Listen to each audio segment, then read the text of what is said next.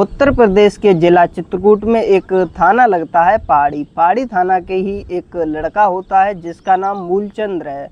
वह थानेदार के पास जाता है और वह यह कहने के लिए आया था, साहब मेरा भाई लापता हो गया है और मैं उसकी गुमशुदगी की रिपोर्ट दर्ज कराने के लिए आया हूँ। वह थाने के अंदर जाने वाला था। वहाँ एक व्यक्ति यानी कि एक पुलिस वाला खड़ा होता है और वह उसे रोककर पूछता है कि क्या बात है, क्यों परेशान हो। जब मैं यहाँ खड़ा था तो मुझसे क्यों नहीं बात की और मुझे क्यों नहीं अपनी परेशानी बताई। तभी उसने वहाँ खड़े उस संतरी को पूरी कहानी बताई। साहब इस तरह से मेरी रिपोर्ट दर्ज कर लीजिए। जैसे ही संतरी ने यह बात सुनी, चलो ठीक है, आप आराम से थोड़ी देर यहीं रुको, मैं साहब से पूछ कर आता हूँ। संतरी यानी कि थानेदार के पास पहुँचता है और वहाँ जाने के बाद पूरी कहानी उस व्यक्ति ने जो बताई थी वह बताने लगता है। और वह कहता है कि उस व्यक्ति का भाई कई दिनों से गायब है। पहले से ही थानेदार किसी बात को लेकर गुस्से में बैठा हुआ था। उसने संतरी की तरफ घूरते हुए गुस्से में कहा, मेरे पास कोई यही काम थोड़ी नहीं है, एक काम करो, जाकर उससे कुछ देर इंतजार करे फिर बात करे। अब ऐसी स्थिति में जो लड़का मूलचंद आया हुआ था वह सुबह से शाम हो जाती है, लेकिन उसका नंबर थानेदार के पास बात करने के लिए नहीं आ पाता और न जाने कब थानेदार थाने से गायब होकर कुछ काम के लिए निकल जाता है। लड़का फिर अगले दिन आता है तैयार होकर यह बताने के लिए, मेरा भाई गायब हो गया है, गुमशुदगी की रिपोर्ट दर्ज कर लीजिए, मेरे भाई को कहीं से ढूंढ लीजिए। जो कल संतरी था वो आज बदल चुका था। तभी वह नए संतरी ने पूछा, क्या बात है। पूरी कहानी उसको बताई। फिर संतरी ने थानेदार के पास पहुंचता है और थानेदार फिर से वही दोबारा गुस्सा करता है और वह लड़का फिर चला जाता है। थानेदार से मुलाकात हो तो जरूर जाती है, लेकिन उस लड़के की कभी सोच नहीं थी कि जैसे उसने थानेदार के सामने अपना नाम मूलचंद बताया और कहा कि मेरा भाई गायब है, लापता है, आप गुमशुदगी की रिपोर्ट दर्ज कर लीजिए और मेरे भाई को कहीं से ढूंढ लीजिए। जैसे ही थानेदार ने सुना, थानेदार ने उसको कम से कम एक ही सांस में एक के बाद एक बहुत सारी गालियां दी और गाली देने के बाद कहा कि थाने से अगर नहीं तो देखना तेरे साथ क्या हश्र करूंगा। वो लड़का डर जाता है, सहम जाता है, फिर से यहाँ से चला जाता है। आखिरकार करे तो क्या करे। हफ्ता बीतने के बाद फिर से थाने में आ जाता है, क्योंकि पुलिस से ही एक आखिरी उम्मीद थी। पुलिस इस बार वह ना संतरी के पास जाता है और हिम्मत जुटाकर दिन के बाद आखिरकार थानेदार ने पूछ ही लिया, क्या परेशानी है, पूरी बात बताओ। जब बात सुनी जाती है, पूरी बात सुनने के बाद वो कहता है कि साहब वो फला गांव में रहने वाला है, उसका भाई इतने दिन तक लापता, कहीं अता पता नहीं चल रहा है, आप मदद कीजिए। थानेदार कहता है कि एक काम करो, मुझे अपने भाई के 10 फोटो करीब लेके आइए और उसके बाद मैं तुम्हारा मुकदमा दर्ज कर लेंगे। और जो आखिरकार वो लड़का लगभग एक सप्ताह के बाद अपने भाई के 10 फोटो लेके जाता है और पुलिस को दे देता है। पुलिस के सामने हाथ जोड़ते हुए कहता है कि साहब आपको बता देना चाहता हूँ कि हम 4 भाई थे, चारों में से 2 भाई जो बड़े थे वो बीमार हो गए थे, उनकी मृत्यु हो गई थी। जो तीसरे नंबर का भाई है वो अचानक गायब हो जाता है।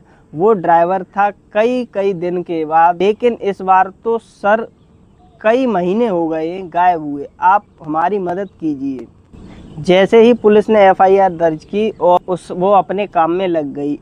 ढूंढने की कोई कोशिश नहीं की। यह मामला कहीं ना कहीं, यह भी मामला किसी न किसी तरह से, जो अन्य सारे मामले दब जाते हैं, यह भी मामला दब जाता है। यदि गांव के एक व्यक्ति का टीवी खराब ना होता, यदि उस व्यक्ति की टीवी की ज़रूरत ना पड़ती, तो इस कत्ल का कभी खुलासा नहीं होता और जो भाई गायब हुआ था वो कभी सामने नहीं आता।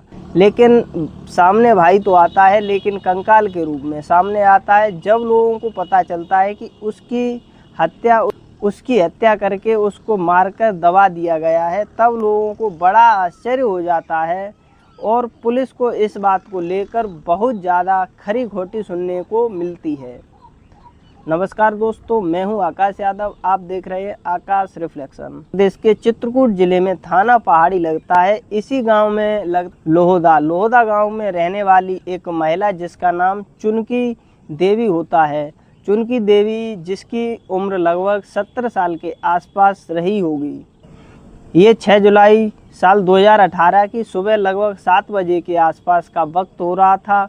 वह महिला अपने घर में झाड़ू लगा रही थी। झाड़ू लगाते लगाते जैसे ही एक कमरे में जाती है, कमरे में जाने के बाद अचानक से एक गड्ढा था, उस गड्ढे में उसका पैर जाता है और वह बूढ़ी औरत जो होती है उस गड्ढे में प्रवेश कर जाती है, गिर जाती है। अब जितना वह निकलने की कोशिश कर रही थी उतना ही उस गड्ढे में धंसती चली जाती है। जब यह डरते डरते जब जोर जोर से लोगों को आवाज़ लगाती है, आवाज़ लगाने के बाद रो रही थी, चीख रही थी, चिल्ला रही थी। उसकी सुबह सुबह की चीखें आवाज़ सुनने के बाद आसपास के जो घर थे वहाँ पर लोग पहुँच जाते हैं और आने के बाद देखते हैं कि कमरे में अचानक से एक गड्ढा सा हो गया है और उस गड्ढे में आधी महिला गड्ढे में फंसी हुई है और आधी गड्ढे से बाहर, और तमाम तरह की कोशिश कर रही थी, छटपटा रही थी, निकल नहीं पा रही थी। गांव के लोगों ने आखिरकार उस महिला को उस गड्ढे से बाहर निकाला और जैसे ही गड्ढे से बाहर निकालने के बाद उस गड्ढे को टॉर्च लगाकर देखा जाता है तो उसमें एक इंसान की खोपड़ी दिखाई देती है, जैसे कंकाल का रूप ले चुकी थी। जैसे यह बात देखी गई उसके बाद उस महिला को बताया गया, उसके परिवार के सदस्य थे उनको बताया गया और घर में जितने भी लोग मौजूद थे सब के सब डर की वजह से बाहर निकल जाते हैं। अब घर में जाने की फिर किसी के अंदर हिम्मत नहीं थी। अब जब पुलिस की बात पहुंचाने की आती है तो चुनकी देवी ने अपने बेटे मूलचंद से कहा कि बेटे एक काम करो, थाने चलते हैं।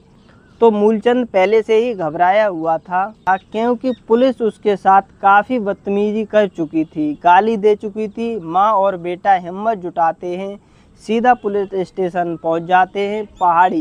पहाड़ी पुलिस स्टेशन जाने के बाद जैसे ही यह बात रखने वाले थे, थानेदार देखते ही उसको कई गालियां दे देता है और कई गालियां गंदी गाली देने के बाद कहता है कि ज़्यादा दिमाग खराब हो गया है, देख लेना, तुम दोनों को गिरफ्तार करने के बाद जेल में भेज दूंगा, वहीं बैठे बैठे सड़ते रहोगे। लेकिन जैसे ही यह बात कही जाती है तो बूढ़ी औरत परेशान हो जाती है, समझ नहीं पा रही थी कि आखिरकार मैं करूं तो क्या करूं। जैसे ही वह थाने से बाहर निकलती है, बाहर निकलने के बाद इसके बाद उस जगह पर एक दो पत्रकार खड़े हुए थे।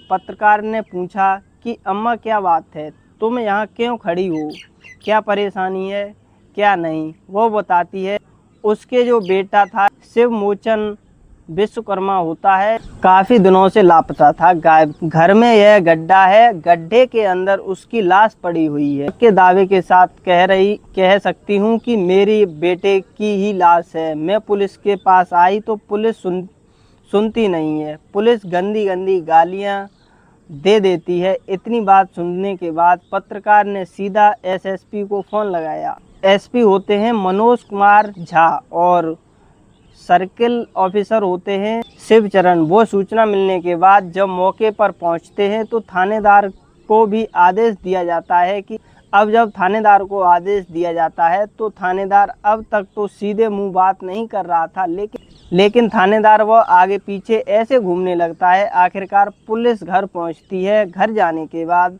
अब उसी दिन शाम को ही गड्ढा खोदकर देखा जाता है कि क्या मामला है क्या नहीं।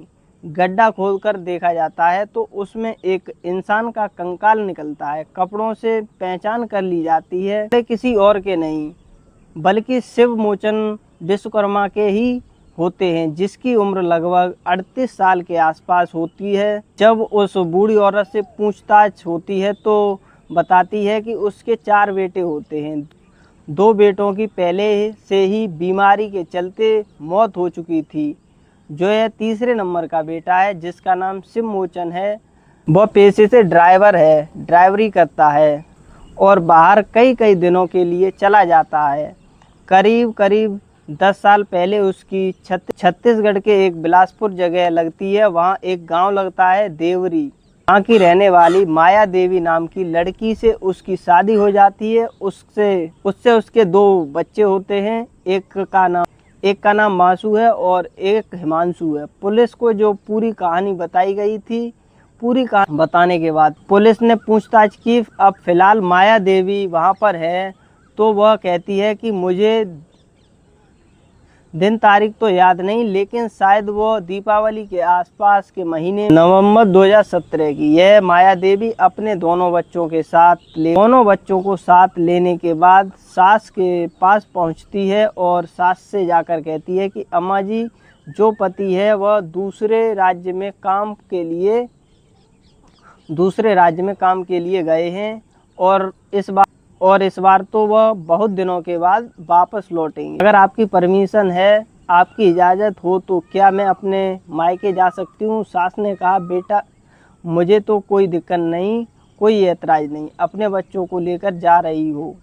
हाँ जी, मैं अपने बच्चों को लेकर अपने मायके जा रही हूँ। महिला अपने मायके चली जाती है अपने दोनों बच्चों को लेकर। इधर जो यह लड़का है जिसका नाम शिव मोचन, वह पेशे से एक ड्राइवर था, वह घर से लापता है। धीरे धीरे करके ऐसे ही यह दीपावली से 3 दिन पहले तक तो दिखाई देता है और दीपावली के 3 दिन पहले के बाद फिर यह जुलाई का महीना 18 जाता है। लगभग 8 महीने के आसपास कहीं अता पता नहीं लगता। पूरे जून के महीने जो उसका सबसे छोटा भाई होता है मूलचंद, बार थाने जाकर, लेकिन उसकी कोई सुनवाई नहीं हो रही थी। जैसे ही एसपी आता है, एसपी को पूरी कहानी बताती। पुलिस के एसएसपी ने कहा कि आपको चिंता नहीं करनी है। बूढ़ी अम्मा से कहा कि आपको चिंता करने की कोई ज़रूरत नहीं है, पुलिस आपकी पूरी मदद करेगी। अब ऐसी स्थिति में माया देवी होती है, उसके घर पर एक टीम भेज दी जाती है और जब टीम भेजी जाती है पता करने के लिए कि आखिरकार माया देवी कहाँ है, उसके बच्चे कहाँ हैं, क्योंकि 7-8 महीने से उसका पति गायब है और वह उसको कोई फिक्र ही नहीं। जब पुलिस की टीम पहुंचती है तो पता चलता है कि वह वहां पर नहीं है। हालांकि बच्चे अपनी नानी के यहाँ जरूर थे, लेकिन माया देवी वहां नहीं थी। जब माया देवी के बारे में पता चलने की कोशिश की जाती है कि वो बच्चों को नानी के यहाँ छोड़ने के बाद गायब हो जाती है, उसका भी कहीं अता पता नहीं चलता। पुलिस ने अपने चारों तरफ सूत्र लगाना शुरू कर दिए और सूत्र लगाने के बाद उसने पता करने की कोशिश की आखिरकार माया देवी कहाँ है। कुछ लोग कहने लगते हैं कि टुल्लू उर्फ रंजन राजपूत नाम का एक लड़का है। साहब, जब से वह शिव मोचन गायब है तब से यह भी गायब है। अब इसके बारे में पता करिए। लेकिन ऐसा लगता है कि वह अपने घर वालों के संपर्क में है, परिवार के दोस्त के संपर्क में है। पुलिस ने ऐसे सूत्र लगाए और यह पता करने की कोशिश की किसके नंबर से बातचीत होती है। जब बातचीत का पता चलता है तो इसके बारे में जानकारी मिलती है। गुजरात में सूरत में वो रहता है और वहीं शायद माया देवी भी रहती है। और पुलिस ने जब उसके नंबर को सर्विलांस पे लगाया और बार लोकेशन ट्रेस करना शुरू किया। 18 जुलाई 2018 की बात है। यह बस स्टैंड के पास आया हुआ था। उसको कोई जानकारी नहीं थी कि किसी की यहाँ कोई लाश भी निकली है। शायद गांव वालों ने इस बात की किसी को कोई खबर नहीं दी। आखिरकार पुलिस उसको गिरफ्तार करती है और गिरफ्तार करने के बाद उससे पूरी कहानी को बयां करवाती है। और माया देवी से भी जब सख्ती से पूछताछ की जाती है तो चौंकाने वाली कहानी सामने आती। जहाँ ये रहने वाली होती है छत्तीसगढ़ बिलासपुर की, वहीं का एक गाँव लगता है। वहीं गाँव का एक लड़का होता है। पहले उससे प्यार होता है, उसके प्यार के बाद वह शादी कर लेती है। शादी के बाद उससे वह खुश नहीं रहती, उससे वह दूर जाना चाहती थी। इसके बाद उसकी ज़िंदगी में शिव मोचन आता है। शिव मोचन आने के बाद उससे वह शादी करती है और करीब 10 साल पहले यानी कि लगभग 2008 के आसपास में उसने उससे शादी की थी। शादी करने के बाद 1-2 बच्चे पैदा हो जाते हैं। अक्सर से जो शिव मोचन होता है वह गांव से गायब रहता है। कई दिनों के लिए बाहर चला जाता है। गांव का ही एक कम उम्र का लड़का था जिसका नाम टिल्लू उर्फ रंजन राज। उसकी आंखें चार हो जाती हैं इस माया देवी के साथ। जैसे ही माया देवी की आंखें चार हो जाती हैं, दोनों आपस में जब भी मौका मिलता है तब मिल लिया करते थे, बातचीत कर लिया करते थे। प्यार के बाद उसके बीच में अवैध संबंध हो जाते हैं। जब उन दोनों लोगों को मौका मिलता है तो मुलाकात करते हैं। हालांकि गांव के लोगों ने इस व्यक्ति को समझाया सिमोचन की तुम्हारी पत्नी शायद उस लड़के से कुछ संबंध हो गए हैं, वो बहुत ज़्यादा मिलता जुलता है। लेकिन उसको यकीन नहीं हो रहा था कि उसकी पत्नी उसको आराम से समझाया दिया करती थी कोई बात नहीं है। यह बात है दीपावली के 3 दिन पहले की। 19 अक्टूबर 2017 से लगभग करीब 3 दिन पहले अचानक ही वह घर के अंदर जब प्रवेश करता है तो पता चलता है कि टिल्लू और उसकी जो पत्नी होती है माया देवी, दोनों आपत्तिजनक स्थिति में होते हैं। और हालांकि शराब के नशे में घर में आया हुआ था। इसी बीच में जैसे ही शोर मचाने की कोशिश करता है, विरोध करने की वह कोशिश करता है, मौका पाते ही टिल्लू उसके सर में बहुत तेजी के साथ एक डंडा मार देता है। जैसे ही डंडा उसके सर लगता है वह ज़मीन पर गिर जाता है। बेहोशी जैसे ही होता है तभी उसका गला दबाकर दोनों लोग मिलकर हत्या कर देते हैं। यानी कि जो प्रेमी होता है वह और उसकी पत्नी दोनों लोग मिलकर उसकी हत्या कर देते हैं। आखिरकार तभी दोनों ने फैसला किया कि इसे यहीं अंदर गड्ढा खोदकर दफना दिया जाए। 6 फुट गड्ढा खोदा जाता है। खोदने के बाद उसे अंदर डाल देते हैं और उसे जमीन को बिल्कुल प्लेन कर देते हैं। उसे प्लेन करके लिपाई पुताई कर देती है और उसी के ऊपर चारपाई लगाने के बाद अब ना कोई रोकने वाला था, ना कोई टोकने वाला, ना कोई खौफ था, ना कोई डर, किसी बात की कोई दिक्कत नहीं थी। अब यह जैसे ही कुछ वक्त आगे बीत जाता है तो यहाँ से दोनों फैसला किया था कि कहीं और गांव से भाग जाते हैं और कहीं और दूसरी जगह रहेंगे। पहले बच्चे को मायके छोड़ती है, छोड़ने के बाद अब घर में ताला लगा जाती है और सास को चाबी देने के बाद चली जाती है। लेकिन गांव का ही एक व्यक्ति होता है जिसका नाम होता है हुकुम सिंह। टीवी खराब हो गया था और जब हुकुम सिंह टीवी खराब हो गया था तो टीवी देखने का बड़ा आदी होता है और वह गांव के ही लड़के मूलचंद से कहता है कि मूलचंद यार हमें अपना टीवी दे दो। तो मूलचंद कहता है कि हमारे पास तो कोई टीवी नहीं है। वह कहता है तुम्हारे भैया के पास टीवी लगा हुआ है, तो अगर तुम चाहो तो अपने भैया की टीवी मुझे दे दो। वैसे ही तुम्हारे भैया घर पर नहीं है, ताला लगा हुआ है, कोई वैसे ही इलेक्ट्रॉनिक सामान रखे ख़राब हो जाता है और उसका उपयोग ना करो तो वह कहता है चलो ठीक है। ताला खोलता है और यानी कि ताले को तोड़ देता है। माँ कहती है कि बेटा जब ताला खुल ही गया है तो घर में साफ़ सफाई भी कर देती हूँ, रोशनी भी हो जाएगी, अंधेरा कमरा रहता है और कमरे में साफ़ सफाई होगी तो अच्छा लगेगा। तभी माँ कुछ आगे बढ़ती है और उस कमरे में अंधेरा होता है और उस अंधेरे कमरे में की वजह से वहाँ माँ गड्ढे में गिर जाती है। माँ अगर उस गड्ढे में नहीं गिरती तो शायद हत्याकांड की कभी खुलासा नहीं होता, क्योंकि पुलिस ने तो इसमें कोई ईमानदारी दिखाई ही नहीं थी। जब बाद में गड्ढा खुदता है और उसमें जो कंकाल मिलता है उसके माध्यम से जब पुलिस पूरा फोर्स लगाने के बाद इसे हत्याकांड का खुलासा करती और उन दोनों को गिरफ्तार करने के बाद आखिरकार प्रेमी को और प्रेमिका को जेल भेज दिया जाता है। 30 जून 2026 को अदालत की तरफ से फैसला आता है कि हालांकि पुलिस इस केस को रेयर ऑफ द रेयर मानती है, लेकिन इतना जरूर मानना कि जब तक जिंदा रहोगे तब तक सलाखों के पीछे रहोगे। यानी कि इन दोनों को आजीवन कारावास की सज़ा सुनाई जाती है। 8 साल बाद जब यह फैसला आता है, फैसला आने के बाद एक बार फिर से मामला सुर्खियां ले लेता है। इस इलाके में यह बहुत ही चर्चित केस था। चित्रकूट में सुर्खियां हो जाती हैं। चित्रकूट में इस केस की बहुत ज़्यादा चर्चा होती है। एक महिला ने पहली शादी की, पति को छोड़ दिया, दूसरी शादी की, पति को मार दिया, फिर तीसरे के साथ रह रही है और तीसरे के साथ रहने के बाद कत्ल कर देती है। उसके बाद फिर वह सलाखों के पीछे अपनी ज़िंदगी गुजार रही है। दोस्तों, इस पूरे घटनाक्रम को सुनाने का मेरा उद्देश्य किसी के दिल को दुखाना नहीं है, बल्कि आपको जागरूक करना है। तो दोस्तों, आप लोग अपना और अपनों का ख्याल रखें। नमस्कार दोस्तों, जय हिंद, जय भारत।